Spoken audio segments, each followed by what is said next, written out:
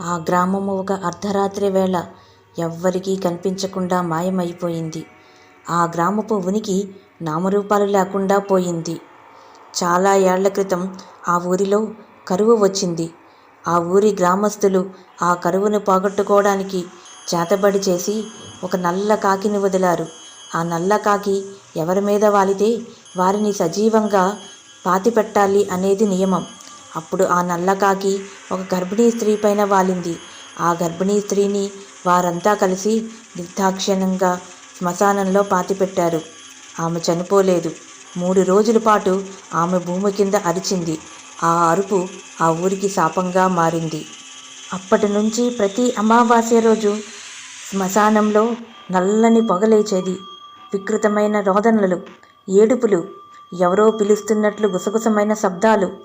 ఆ అర్ధరాత్రి నిద్రపోయిన వాళ్ళందరినీ ఆ మహిళ తనతో పాటు తీసుకుపోయేది. తెల్లవారి లేచి చూస్తే ఆ మనిషి ఆనవాళ్ళు కూడా కనిపించేది కాదు. కేవలం ఎముకల గుట్టలు మాత్రమే కనిపించేవి. అప్పటి నుంచి ఆ గ్రామస్తులు ఒక నియమాన్ని పాటిస్తున్నారు. అమావాస్య రోజు ఆ గ్రామంలో ఎవరూ నిద్రపోకూడదు. కొంతమంది వ్యక్తులు కాగడాలు పట్టుకొని డప్పులు మోగిస్తూ ఊరంతా రాత్రంతా తిరుగుతూ ఎవరూ నిద్రపోకుండా కావలి కాసేవారు. కానీ ఆ రోజు ఒక దురదృష్టమైన సంఘటన జరిగింది. ఆ రోజు అమావాస్య. గంగమ్మ అనే యువతి నిద్రపోయింది. అర్ధరాత్రి అయ్యింది. ఆమె చెవిలో ఎవరో నీ శరీరాన్ని నాకివ్వు, నీ శరీరాన్ని నాకివ్వు అని ఒకటే గుసగుసలు. ఆమె ఉలిక్కిపడి లేచి చూసింది. తలుపు లోపల నుంచి తాళం వేసి ఉంది. అయినప్పటికీ గోడల మీద గోళ్లతో గీకినట్లు గీతలు, రక్తంతో తడిసిన చేతి ముద్రలు. అంతే. మరుసటి రోజు నుంచి గంగమ్మ మాట్లాడడం మర్చిపోయింది. ఆమె నీడ ఆమెకు విరుద్ధమైన దిశలో కదలడం మొదలుపెట్టింది. అది చూసిన గ్రామస్తులు భయంతో గజగజా వణికిపోయారు. గంగమ్మ బిగ్గరగా అరిచినప్పుడు ఆమె స్వరంలో మరో 2 స్వరాలు కలిపి వినిపించేవి. గ్రామ పెద్దలు బొడ్డమ్మని పిలిపించారు. బొడ్డమ్మ ఆత్మలతో మాట్లాడగలదు.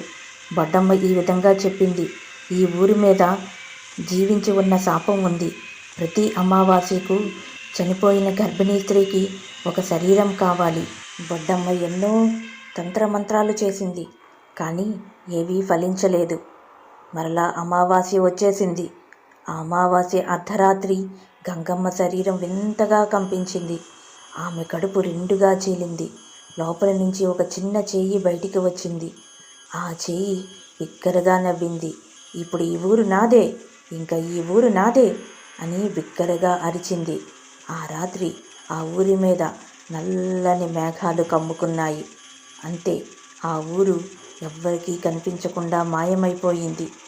ఇంతకీ ఆ ఊరి పేరు మీకు తెలియదు కదూ? ఆ ఊరి పేరు కారడి వలస. ఇప్పటికీ కూడా ఆ ఊరి పేరు చెబితే జనాలు ఉలిక్కి పడతారు. ఇప్పటికీ కూడా ఆ ఊరు సజీవంగా ఉందని, అమావాస్య అర్ధరాత్రి పూట ఆ ఊరు ఉన్న ప్రాంతంలోంచి ఒకటే అరుపులు, గోలలు, ఎవరో ప్రాణాలు పోతున్నట్లు ఏడుపులు, వికృతమైన నవ్వులు వినిపిస్తూ ఉంటాయని ఆ ఊరు చుట్టుపక్కల ఊళ్ళల్లో జనాలు చెప్పుకుంటూ ఉంటారు. చుట్టుపక్కల ఊళ్ళల్లో హెచ్చరిక బోర్డులు కూడా వెలిశాయి. ఎవరూ కూడా పొరపాటున కారడి వలస వైపు వెళ్ళకూడదు అని హెచ్చరిక బోర్డులు సూచిస్తున్నాయి. ఒకవేళ ఎవరైనా కొత్త వాళ్ళు, తెలియని వాళ్ళు పొరపాటున అటువైపు వెళితే తిరిగి వాళ్ళ ఆనవాళ్ళు కనిపించేది కాదు. దానితో ఆ ప్రాంతం వైపు జనాలు వెళ్ళడం పూర్తిగా మానుకున్నారు. మీరు మాత్రం పొరపాటున కూడా కారడి వలస వైపు వెళ్ళకండి.